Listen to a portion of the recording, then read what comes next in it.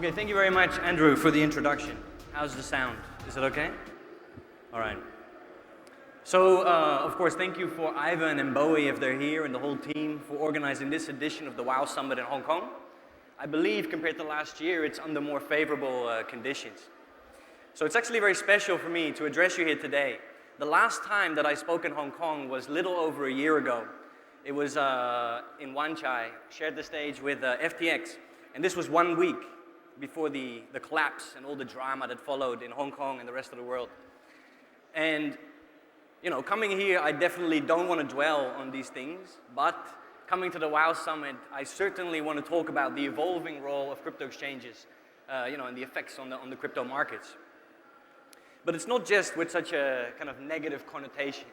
It's really also against the backdrop of the Bitcoin spot ETFs.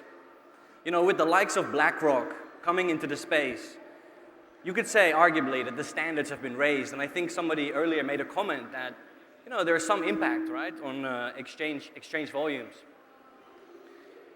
But the thing is that, you know, when we look at the ETFs, I think we can all understand that the inflows have a significant impact on price. Right, Bitcoin is scarce. It's not very surprising. I think right now Bitcoin is trading 70,492. You can check. Now, that might be impressive, but really it's just about price, isn't it? You know, the Bitcoin spot ETFs are very interesting, but they do reduce Bitcoin to a speculative collectible at best.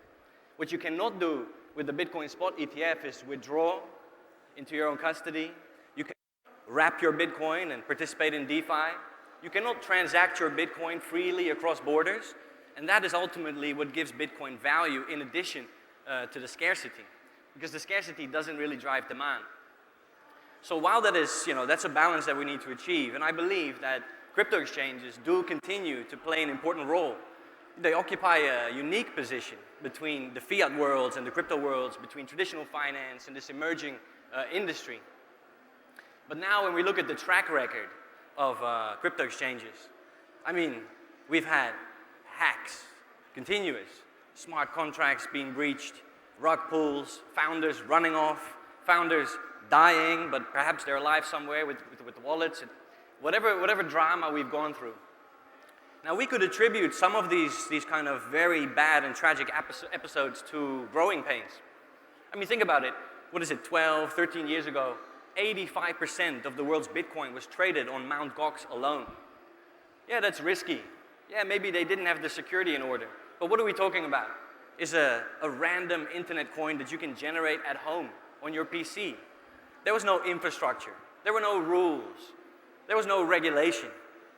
But I think we can all agree that times have changed. And we have to step up if exchanges want to remain relevant. And so what I'd like to do is talk a little bit about VALR, of course, introduce, and then I'd like to come with a proposition for the industry.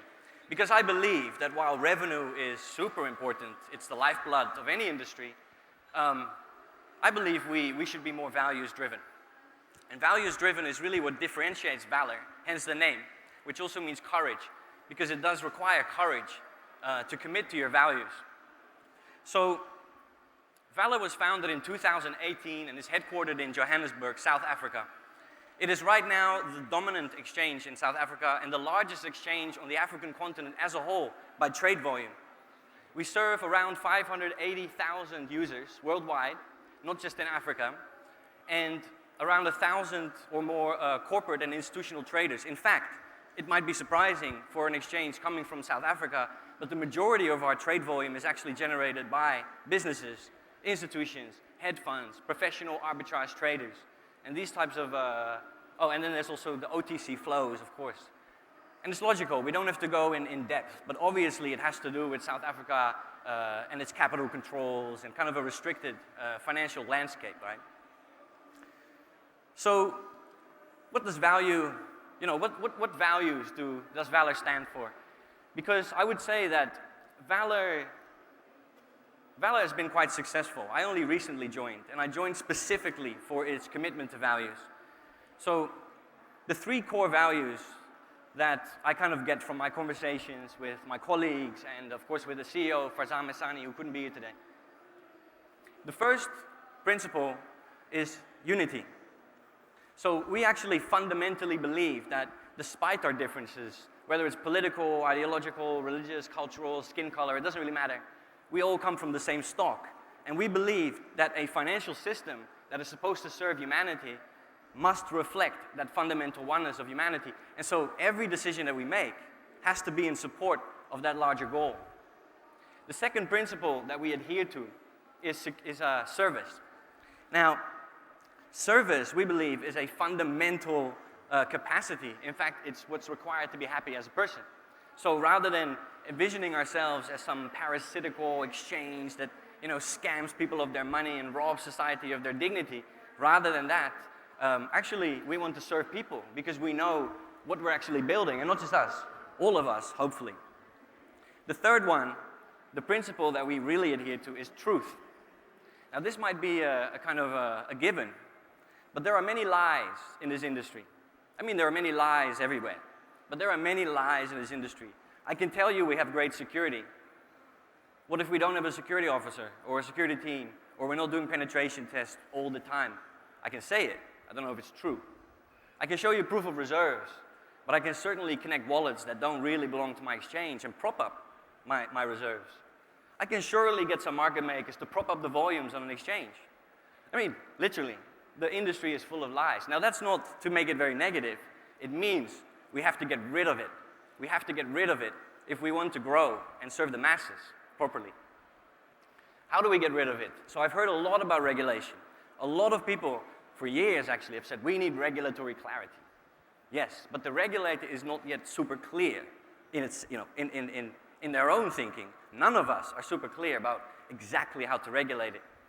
But what we found, and so the CEO and myself, what we've been arguing for, both in the media and also in our conversations with the regulators, is the official implementation of a whistleblower program. Now, we have a whistleblower program at VALR. Coinbase has a whistleblower program. But what we need is something just like what the SEC has done, not for crypto, by the way.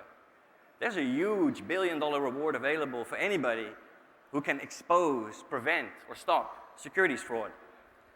And it comes with protection for the whistleblower, and it comes with the force of the rule of law. So what we need, either it's an SFC, or it's a VALR in Dubai, or it's an FSCA in South Africa, or it's an MAS in Singapore, or the SEC, unlikely, to bring and implement this program. In fact, I would wish it's implemented globally. So now, this is the concept. I think most people here, most people in this industry, yes, we like money, but I think we're in it for pretty lofty reasons as well. I believe that everybody here has some positive, optimistic vision that they're working towards. In fact, I believe that's why we can all be values-driven and work according to the same values. So if that's true, if the 99% here is great, then let there be a whistleblower program, and let us clean out the roots. It's scary, but that's probably how we're going to get there. So my last comment is that if we want to grow this industry beyond what we have done now, and the ETFs are great, but again, they don't solve for a number of, well, they take away some of the value proposition, so it needs to be a balance.